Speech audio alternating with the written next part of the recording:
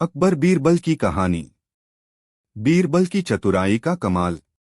लगभग 4000 शब्दों में। प्रस्तावना।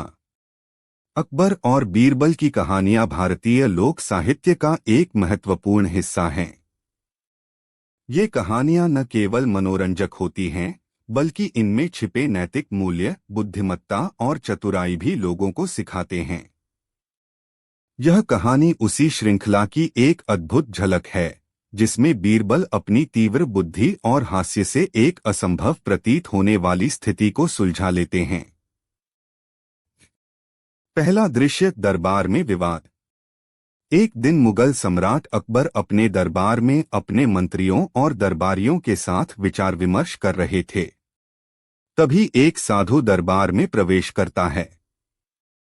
उसके साथ दो युवक भी थे।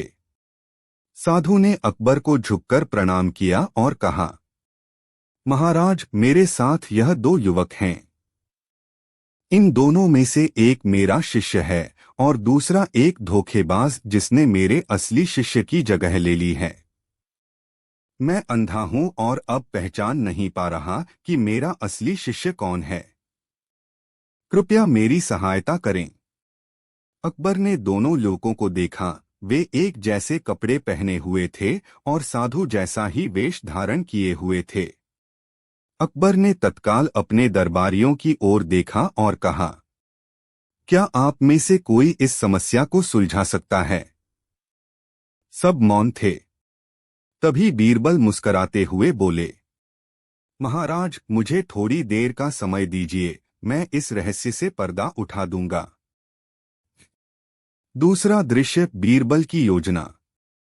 बीरबल ने दोनों युवकों को एक अलग कक्ष में बुलवाया और साधु को वहीं बैठने को कहा। उन्होंने दोनों युवकों से विनम्रता से कहा, आप दोनों को कुछ प्रश्न पूछने हैं। उत्तर सच्चाई से दीजिए, वरना आप पकड़े जाएंगे। पहला युवक बोला, हम तैयार हैं। बीरबल ने पहला प्रश्न पूछा, साधु जी के साथ आप कितने वर्षों से हैं? पहले युवक ने कहा, मैं पिछले 5 वर्षों से उनके साथ हूं। दूसरा युवक बोला, मैं पिछले 7 वर्षों से उनके साथ हूं। बीरबल ने मुस्कराते हुए सिर हिलाया।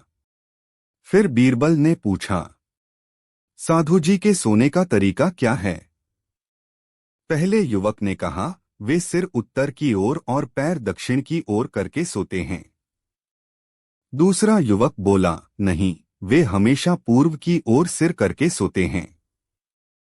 बीरबल ने दोनों को धन्यवाद दिया और बाहर आकर अकबर से बोले, महाराज, अब मुझे केवल एक आखिरी प्रयोग करना है। कृपया थोड़ी देर दरबार स्थगित करें। तीसरा दृश्य, परीक्षा की तैयारी। बीरबल ने अपने सेवकों को आदेश दिया कि दोनों युवकों को एक जैसे खाने का थाल दिया जाए, लेकिन एक थाल में हल्का सा तीखा मसाला मिला दिया जाए और दूसरे में नहीं। फिर उन्होंने दोनों युवकों को खाने के लिए बुलाया। पहला युवक खाते ही बोला, वाह, साधु जी की बनाई खिचड़ी की बात ही निराली है। यह स्वाद तो मुझे हर बार याद आता है। दूसरे युवक ने मसाले वाली खिचड़ी खाई। उसका चेहरा थोड़ा बिगड़ा, लेकिन उसने कुछ नहीं कहा। बीरबल ने तुरंत निष्कर्ष निकाल लिया और राजा को सारी बात समझा दी। चौथा दृश्य, सच्चाई का पर्दाफाश। बीरबल ने दोनों युवकों को फिर से दरबार में बुलाया और कहा, महाराज, अब मैं आपको सच्चा शिष्य दिखा सकता हूं। फिर उन्होंने उस युवक की ओर इशारा किया जिसने खिचड़ी खाते ही उसकी तारीफ की थी। यही है असली शिष्य। अकबर ने पूछा, तुम्हें कैसे पता चला? बीरबल ने उत्तर दिया, महाराज, जिसने साधु जी के साथ समय बिताया है वही उनके स्वाद को पहचान सकता है। वह खिचड़ी का स्वाद पहचान गया और उसका वर्णन करने लगा। दूसरा युवक स्वाद में अंतर पहचान नहीं सका क्योंकि वह साधु जी के साथ कभी रहा ही नहीं। अकबर प्रसन्न हुए और बोले, बीरबल, तुम्हारी बुद्धिमत्ता का कोई जवाब नहीं। पांचवां दृश्य, मंत्री की चालबाजी। इसी दौरान दरबार में एक और मंत्री था जिसका नाम था जलाल खान। वह बीरबल से जलता था और बार बार उसे नीचा दिखाने की कोशिश करता था। एक दिन वह दरबार में बोला, महाराज, बीरबल केवल तर्क से नहीं, भाग्य से जीतता है। क्या बीरबल यह सिद्ध कर सकता है कि एक मूर्ख और एक बुद्धिमान व्यक्ति के बीच अंतर कैसे पहचाना जाए? अकबर ने कहा, बीरबल, क्या तुम यह कर सकते हो? बीरबल मुस्कराए और बोले, हाँ महाराज, लेकिन इसके लिए मुझे एक दिन का समय चाहिए। छठा दृश्य, बाजार का दृश्य। अगले दिन बीरबल भेष बदलकर बाजार में पहुंचे। उन्होंने दो मूर्ख लोगों को ढूंढा जो किसी बात पर बहस कर रहे थे। एक कहता था कि सूरज रात को निकलता है और दूसरा कहता था कि चंद्रमा दिन में चमकता है। बीरबल ने उनकी बातें सुनी और तय किया कि इन्हें दरबार में पेश किया जाए। अगले दिन वह दोनों को दरबार लाए और बोले, महाराज, अब मैं दिखाऊंगा कि मूर्ख और बुद्धिमान में अंतर कैसे होता है। बीरबल ने उन दोनों को राजा के सामने खड़ा कर दिया। एक ने अकबर से कहा, जहां पनाह, आपसे एक विनती है। कृपया सूरज को आदेश दीजिए कि वह दिन के समय न निकले, क्योंकि वह मेरी नींद खराब कर देता है। दूसरे ने कहा, महाराज, कृपया चंद्रमा को आदेश दें कि वह रात में न निकले, क्योंकि उसकी चांदनी से मेरी आंखें चौंधिया जाती हैं। पूरा दरबार हंसी से गूंज उठा। बीरबल बोले, महाराज, मूर्ख वही हैं जो तर्क और सत्य को समझ नहीं पाते। इन दोनों की बातों में कोई तर्क नहीं। जब कोई व्यक्ति तर्कहीन बातें करने लगे तो समझ लीजिए वह मूर्ख है। अकबर ने बीरबल को ढेर सारी स्वर्ण मुद्राएं भेंट की और जलाल खान की बोलती बंद हो गई। सातवां दृश्य, बीरबल की परीक्षा। कुछ समय बाद बादशाह अकबर ने बीरबल की परीक्षा लेने की सोची। उन्होंने बीरबल को बुलाया और कहा, बीरबल, मैं चाहता हूं कि तुम मुझे ऐसे 3 लोगों से मिलवाओ जो पूरी दुनिया में सबसे ज्यादा मूर्ख हों। बीरबल कुछ सोच में पड़ गए, लेकिन फिर मुस्कराते हुए बोले, महाराज, 3 दिन का समय दीजिए। 3 दिन बाद बीरबल दरबार में 3 लोगों को लेकर आए। पहला एक आदमी था जो अपने सिर पर मिट्टी भरकर जंगल की ओर जा रहा था। दूसरा एक व्यक्ति था जो बर्तन में पानी भरकर नाव से रेगिस्तान की ओर जा रहा था। तीसरा आदमी। बीरबल ने दर्पण दिखाते हुए कहा, महाराज, तीसरा व्यक्ति स्वयं आप हैं। अकबर चौंक पड़े, मैं? क्यों? बीरबल बोले, क्योंकि आपने सबसे मूर्ख व्यक्ति को ढूंढने का आदेश मुझे दिया। ऐसा कोई मापदंड नहीं है, यह व्यर्थ का काम है, और मुझे व्यर्थ के काम में लगाने वाला व्यक्ति सबसे बड़ा मूर्ख होता है। पूरा दरबार ठहाकों से गूंज उठा और अकबर ने हंसते हुए कहा, बीरबल, तुम न केवल चतुर हो बल्कि अत्यंत साहसी भी। उपसंहार। बीरबल की बुद्धिमत्ता, उनकी चतुराई और अपने उत्तरों में हास्य का पुट उनकी पहचान थी। उन्होंने अनेक बार कठिन परिस्थितियों को बड़ी आसानी से सुलझाया और बादशाह अकबर का विश्वास जीता। यह कहानी दर्शाती है कि कैसे बुद्धि और विवेक से किसी भी उलझन को सुलझाया जा सकता है। समाप्त। यदि आप चाहें तो मैं अगली कहानी भी तैयार कर सकता हूं। अकबर बीरबल की रोचक कहानी, लगभग 4000 शब्दों में। कहानी का शीर्षक, बीरबल की परीक्षा। प्रस्तावना। मुगल बादशाह अकबर और उनके प्रिय मंत्री बीरबल की कहानियां न केवल मनोरंजक होती हैं, बल्कि बुद्धि, चतुराई और न्याय की मिसाल भी प्रस्तुत करती हैं। यह कहानी उस समय की है जब अकबर के दरबार में बीरबल की चतुराई के चर्चे पूरे हिंदुस्तान में फैल चुके थे। बहुत से दरबारी बीरबल से ईर्ष्या करने लगे थे, खासकर राजा टोडरमल, महसीर खां और राजा मानसिंह जैसे दरबारी, जिन्हें बीरबल की लोकप्रियता से जलन होती थी। भाग 1 दरबार में ईर्ष्या की आग। एक दिन अकबर का दरबार सजा हुआ था। मंत्रीगण, सेनापति, कवि और कलाकार सभी अपनी अपनी जगह पर बैठे थे। बीरबल हमेशा की तरह अकबर के बगल में विराजमान थे। उसी समय टोडरमल ने अपनी चाल चली। टोडरमल मुस्कुराते हुए, जहांपनाह, बीरबल तो हर सवाल का जवाब जानते हैं। कभी कभी तो ऐसा लगता है जैसे उन्हें भविष्य का भी ज्ञान है। अकबर, यह सही है। बीरबल की बुद्धि वाकई कमाल की है। मंहसीर खां, ईर्ष्या से, लेकिन जहांपनाह, क्या बीरबल हर परिस्थिति में सही निर्णय ले सकते हैं? क्या कभी आपने उनकी परीक्षा ली है? अकबर, सोचते हुए, नहीं, वास्तव में मैंने कभी गंभीर परीक्षा नहीं ली। शायद अब समय आ गया है। बीरबल मुस्कुरा रहे थे। उन्हें अंदाजा था कि कुछ लोग उन्हें नीचा दिखाना चाहते हैं। भाग 2 परीक्षा की घोषणा। अगले दिन दरबार में अकबर ने घोषणा की। अकबर, बीरबल, मैं चाहता हूं कि तुम एक कठिन कार्य पूरा करो। यह तुम्हारी बुद्धिमत्ता की असली परीक्षा होगी। बीरबल, आज्ञा दीजिए जहांपनाह। अकबर, तुम्हें इस राज्य के सबसे ईमानदार आदमी को ढूंढकर मेरे सामने पेश करना है। लेकिन शर्त यह है कि उस व्यक्ति को यह नहीं पता होना चाहिए कि उसे ईमानदार कहा जा रहा है। पूरे दरबार में सन्नाटा छा गया। टोडरमल और मंहसीर खां के चेहरे पर मुस्कान थी। उन्हें लगा बीरबल इस कार्य में असफल हो जाएगा। भाग 3 बीरबल की यात्रा। बीरबल ने कुछ दिनों की छुट्टी ली और नगर के विभिन्न हिस्सों में घूमने लगे। वह साधारण वस्त्रों में रहते, कभी भिक्षु बन जाते तो कभी व्यापारी। उन्होंने देखा कि लोग किस प्रकार दूसरों से व्यवहार करते हैं। एक दिन वह एक छोटे गांव में पहुंचे जहां एक वृद्ध लकड़हारा रहता था। उसका नाम हरिदास था। हरिदास रोज सुबह जंगल जाकर लकड़ियां काटता और शाम को शहर में बेच देता।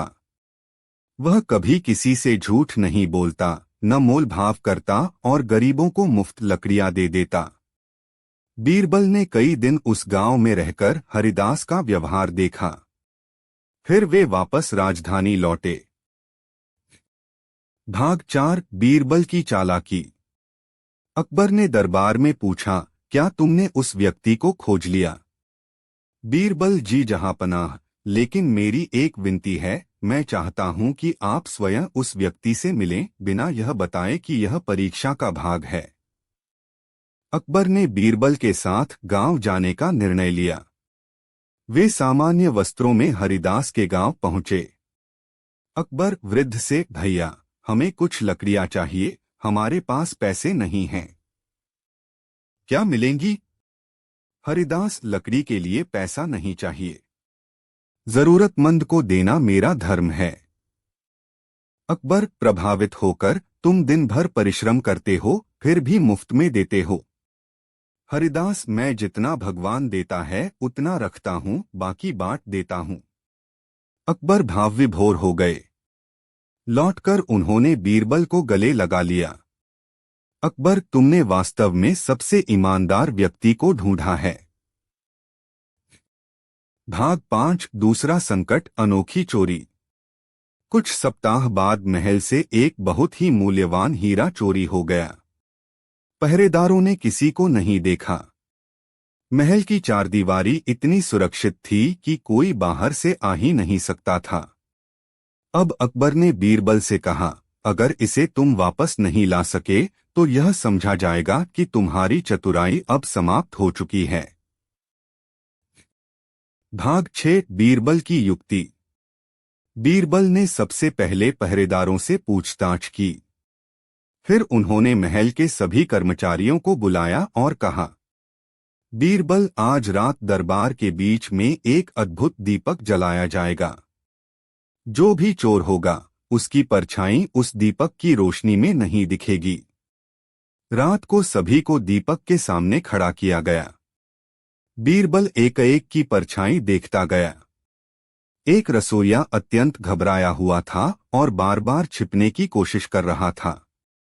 बीरबल जोर से, यह रहा चोर। रसोइया कांपने लगा और उसने तुरंत अपराध कबूल कर लिया। बीरबल ने बताया कि परछाई वाली बात झूठ थी, यह सिर्फ डर की युक्ति थी। भाग 7 बीरबल की लोकप्रियता और जलन। इस घटना के बाद बीरबल की लोकप्रियता और भी बढ़ गई। लेकिन टोडरमल, महसीर खां और अन्य दरबारी इस बात से बहुत क्रोधित थे। उन्होंने बीरबल को हटाने के लिए एक गहरी साजिश रची। उन्होंने एक झूठा पत्र लिखा जो यह साबित करता था कि बीरबल गुप्त रूप से किसी अन्य राजा से संपर्क में है। यह पत्र अकबर के पास पहुंचाया गया। भाग 8 साजिश का पर्दाफाश। अकबर ने पहले तो गुस्से में आकर बीरबल को दरबार से निकाल दिया, लेकिन बीरबल बिना कुछ कहे चुपचाप चले गए। उन्होंने जानबूझकर एक छोटा गांव चुन लिया और वहीं एक पाठशाला शुरू कर दी। कुछ महीने बाद अकबर को सच्चाई का पता चला। एक सैनिक ने बता दिया कि यह पत्र टोडरमल और महसीर खां की चाल थी। अकबर को बहुत पछतावा हुआ। वह स्वयं बीरबल के पास गए और उन्हें माफी मांगते हुए दरबार में वापस आने की प्रार्थना की। भाग 9 बीरबल की वापसी। बीरबल की वापसी पर पूरे राज्य में उत्सव मनाया गया। लोग सड़कों पर फूल बरसा रहे थे। बीरबल ने दरबार में आते ही सबसे पहले उन दरबारियों की ओर देखा जिन्होंने साजिश रची थी। बीरबल जहांपनाह, आज मैं आपसे एक अनुरोध करता हूं। जो व्यक्ति दूसरे की बुराई करता है वह स्वयं कब्र खोदता है। अकबर, बीरबल, तुम्हारी बुद्धि और चरित्र दोनों ही अद्भुत हैं। इसके बाद अकबर ने टोडरमल और महसीर खां को दंड दिया और बीरबल को सबसे बड़ा सम्मान राजगुरु की उपाधि से नवाजा। उपसंहार। यह कहानी हमें सिखाती है कि सत्य और बुद्धि की शक्ति के आगे साजिशें ज्यादा समय तक नहीं टिकती। बीरबल की तरह यदि व्यक्ति धैर्य, संयम और विवेक से काम ले तो सबसे कठिन परिस्थिति में भी विजय संभव है। कुल शब्द लगभग 4050। अगर आप चाहें तो मैं इस कहानी का अगला भाग या नई 4000 प्लस शब्दों की कहानी अकबर भी बीरबल लिख की सकता हूं। कहानी 4000 शब्दों में। कहानी का शीर्षक, बुद्धि की असली पहचान। भूमिका। बादशाह अकबर और उनके नवरत्नों में सबसे चतुर माने जाने वाले बीरबल की कहानियां भारतीय लोककथाओं में प्रसिद्ध हैं। यह कहानी न केवल बीरबल की चतुराई को दर्शाती है, बल्कि यह भी सिखाती है कि संकट के समय भी बुद्धि और धैर्य से कैसे समस्याओं का समाधान निकाला जा सकता है। प्रारंभ। अकबर का प्रश्न। एक दिन बादशाह अकबर दरबार में आए और उन्होंने अपने दरबारियों से एक विचित्र सवाल पूछा। अकबर बोले, ऐ मेरे अजीज वजीरों, क्या तुम बता सकते हो कि इस संसार में सबसे बड़ी ताकत क्या है? कुछ दरबारियों ने कहा, हाथी की ताकत, कुछ ने कहा, पैसे की ताकत और कुछ ने राजा की ताकत। अकबर मुस्कराए और बोले, सबकी बातों में कुछ ना कुछ तर्क है, पर मैं चाहता हूं कि बीरबल इसका उत्तर दे। बीरबल मुस्कराए और बोले, जहांपनाह, संसार की सबसे बड़ी ताकत है बुद्धि।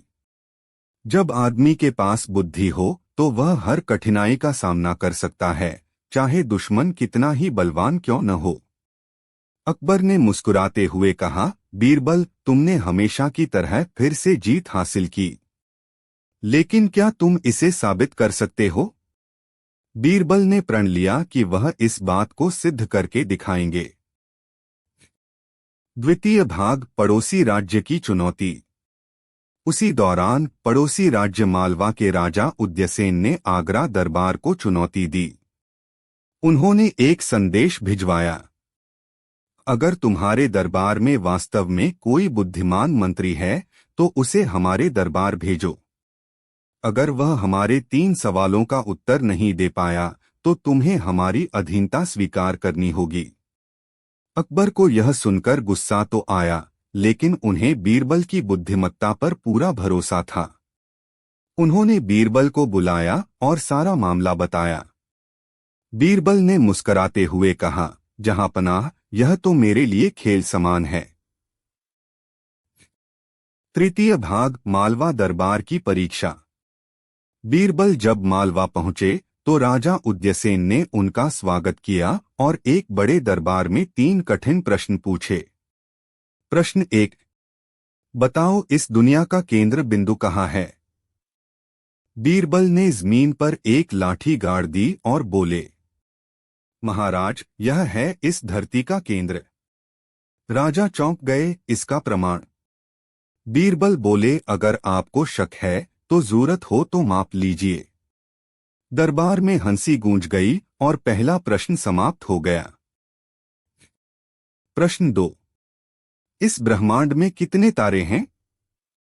बीरबल ने एक भेड़ मंगवाई और बोले, इसके शरीर पर जितने बाल हैं उतने ही तारे हैं।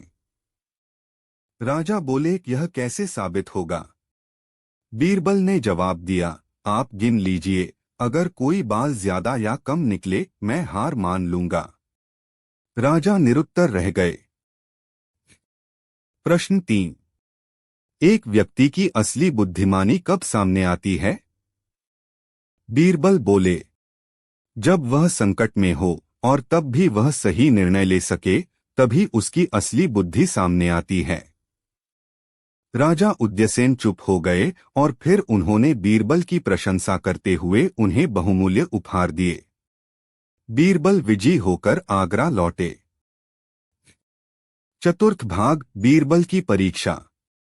कुछ समय बाद अकबर ने सोचा कि क्यों न एक बार बीरबल की परीक्षा खुद ली जाए। एक दिन अकबर ने बीरबल को बुलाया और कहा, मैं चाहता हूं कि तुम मेरे 3 सबसे मूल्यवान रत्नों को ढूंढ कर लाओ। एक ऐसा व्यक्ति जो कभी झूठ नहीं बोलता, एक जो कभी क्रोधित नहीं होता और एक जो कभी लालची नहीं होता। बीरबल ने 3 दिन की मोहलत मांगी और शहर की गलियों में निकल पड़े। 1, सत्यवादी व्यक्ति। बीरबल ने शहर के हर वर्ग के लोगों से बात की। अंत में एक वृद्ध संत मिले जो हर किसी से सत्य ही बोलते थे, चाहे सामने राजा हो या भिक्षुक। बीरबल उन्हें दरबार लाए और बोले, जहांपनाह, यह है आपके पहले रत्न, सत्यवादी व्यक्ति। 2, शांतचित्त व्यक्ति। फिर उन्होंने एक साधारण किसान को चुना जिसे दिन भर कठोर श्रम करना पड़ता था, लेकिन वह कभी किसी पर क्रोधित नहीं होता था। बीरबल ने उससे पूछा, तुम क्रोधित क्यों नहीं होते? किसान बोला, महाराज, क्रोध से न खेत उपजता है न भूख मिटती है। क्रोध तो खुद को जलाने जैसा है। बीरबल उसे दरबार लाए और बोले, यह दूसरा रत्न है। 3, निष्कामी व्यक्ति। तीसरे दिन बीरबल ने देखा कि एक बूढ़ा ब्राह्मण जो मंदिर में पूजा करता था, उसे कोई धन, पुरस्कार या मान सम्मान का मोह नहीं था। बीरबल ने कहा, यह तीसरा रत्न है जो लोभ से परे है। अकबर ने बीरबल की बुद्धि पर एक बार फिर मुहर लगा दी। पंचम भाग, बीरबल की अनुपस्थिति और दरबार का हाल।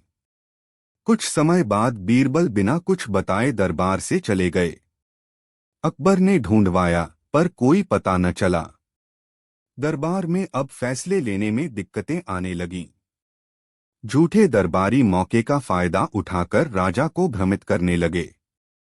अकबर को तब एहसास हुआ कि बीरबल सिर्फ एक मंत्री नहीं बल्कि न्याय और विवेक के स्तंभ थे।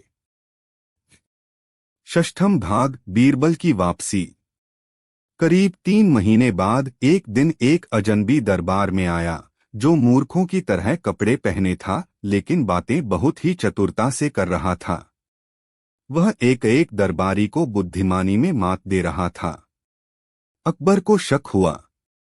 उन्होंने उस अजनबी से कहा, क्या तुम बीरबल हो? अजनबी ने मुस्कराकर अपनी मूछें घुमाई। यह बीरबल ही थे।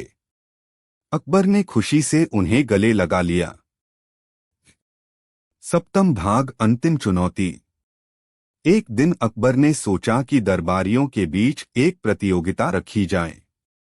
उन्होंने सबको एक एक सोने की मुद्रा दी और कहा, इसे ऐसी जगह खर्च करो जहां न तो इसका कोई लाभ हो और न ही हानि।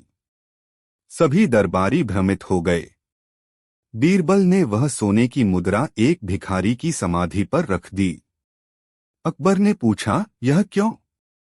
बीरबल बोले, जहां पनाह, न उसे इससे लाभ मिलेगा न ही हानि, लेकिन यह कर्म किसी को प्रेरणा अवश्य देगा।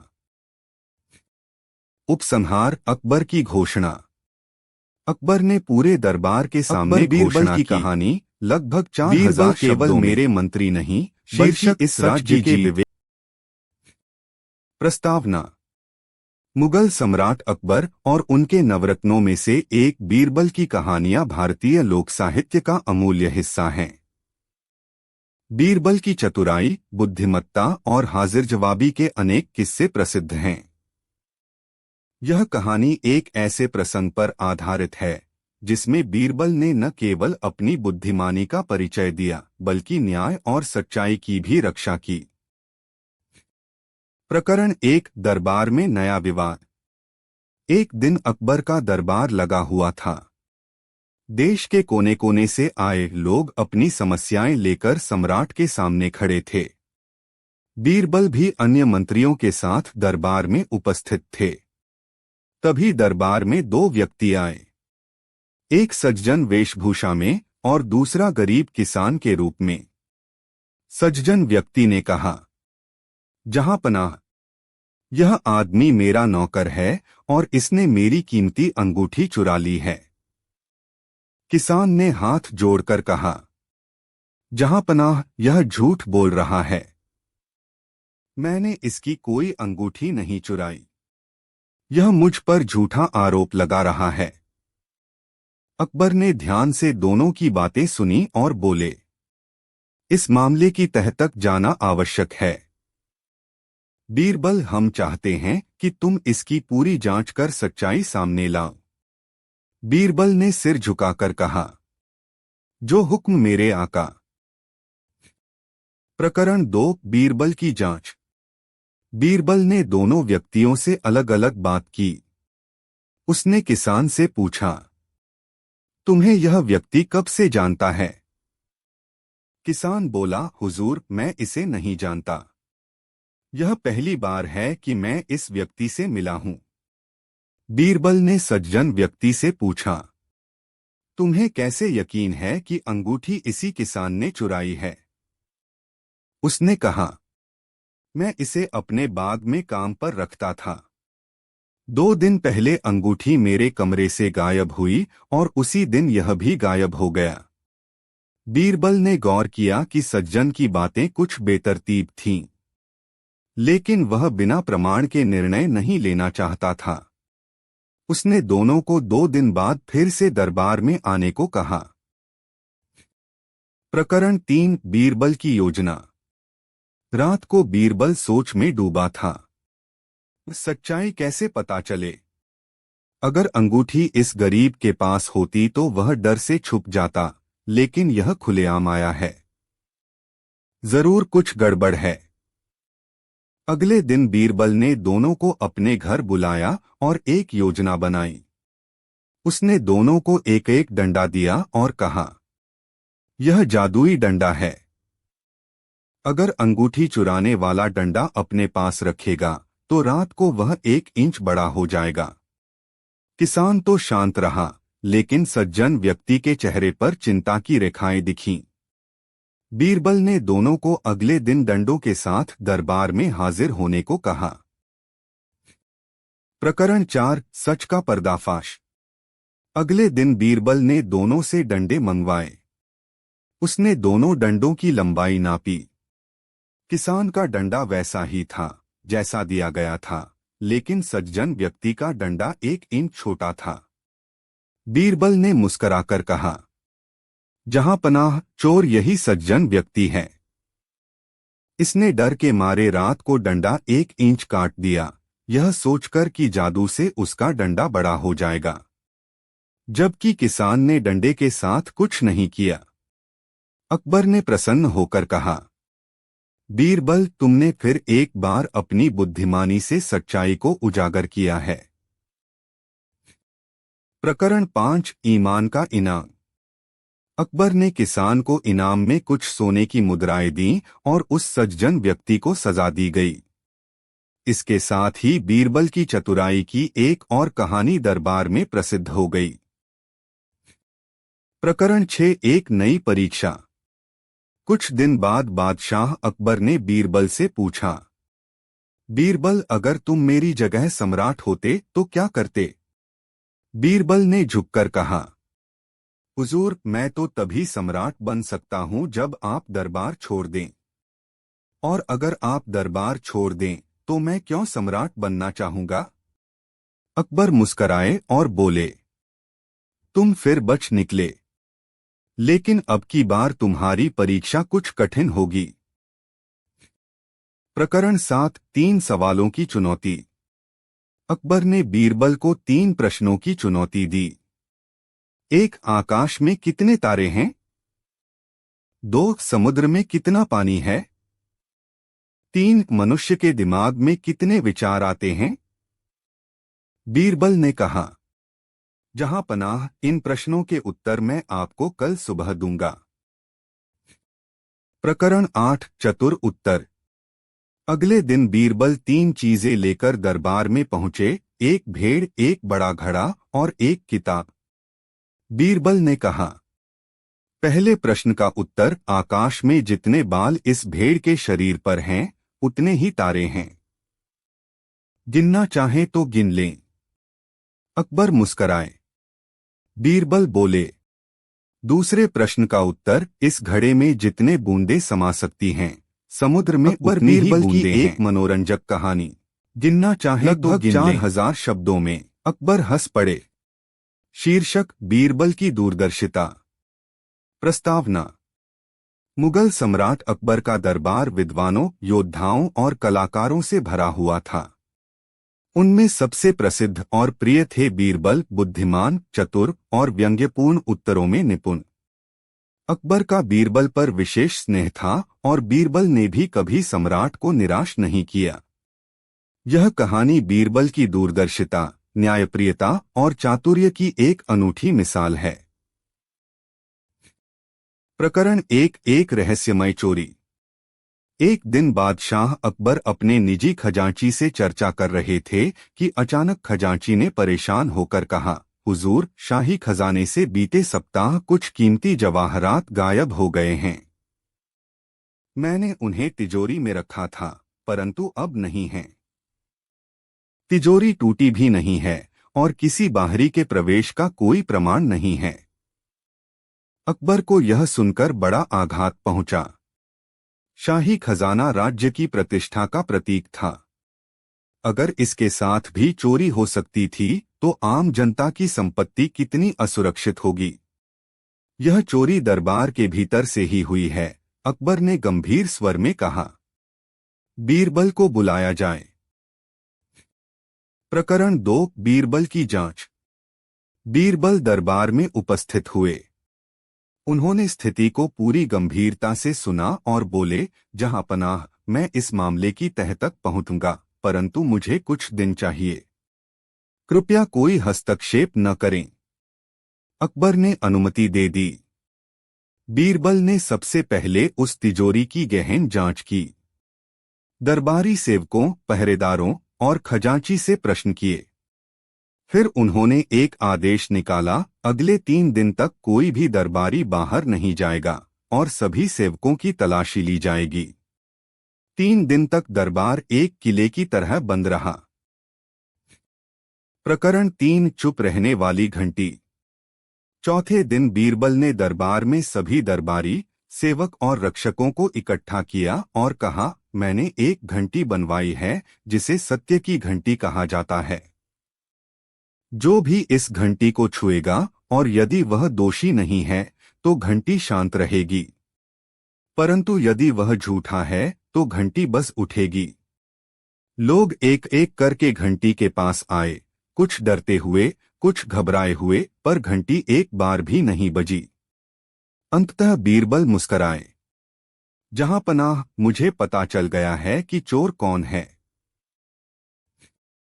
प्रकरण 4, बीरबल का खुलासा। बीरबल ने कहा, इस दरबार में एक व्यक्ति ऐसा है जिसने घंटी को छूने की कोशिश की, परंतु उसे वास्तव में छुआ नहीं। अकबर चौंक गए, ऐसा क्यों करेगा कोई? बीरबल ने समझाया, मैंने घंटी पर काजल लगाया था, जो दिखता नहीं, पर छूने पर उंगली पर लग जाता। जब मैंने सबकी उंगलियां देखीं, तो सबके हाथों में हल्का सा काजल था, सिवाय एक व्यक्ति के, शाही खजांची का सहायक। वह डर के कारण घंटी को छूने का नाटक कर रहा था, परंतु वास्तव में छुआ नहीं। यही असली चोर है। खजांची का सहायक कांपते हुए गिर पड़ा और उसने अपना अपराध कबूल कर लिया। उसने बताया कि वह धीरे धीरे गहने चुराकर उन्हें शहर के बाहर बेच रहा था। प्रकरण 5, न्याय और पुरस्कार। अकबर ने बीरबल की बुद्धिमत्ता की प्रशंसा की और चोर को कड़ी सजा देने का आदेश दिया। खजाने से गायब गहनों में से अधिकांश वापस मिल गए। बीरबल को अकबर ने एक कीमती मोहरों का हार और अपनी तलवार भेंट की, साथ ही दरबार में सबके सामने उनकी प्रशंसा की। बीरबल ने विनम्रता से सिर झुकाया और कहा, जहां पनाह, यह मेरी नहीं,